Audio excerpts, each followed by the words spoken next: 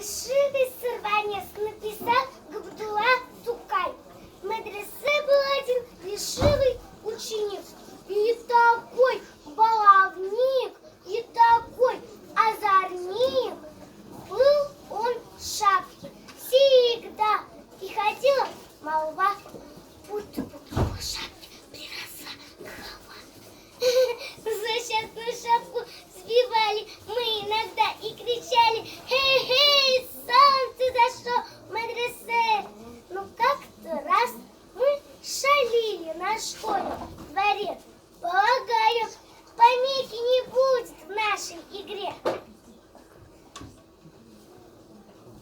Не услышит возле наших шумных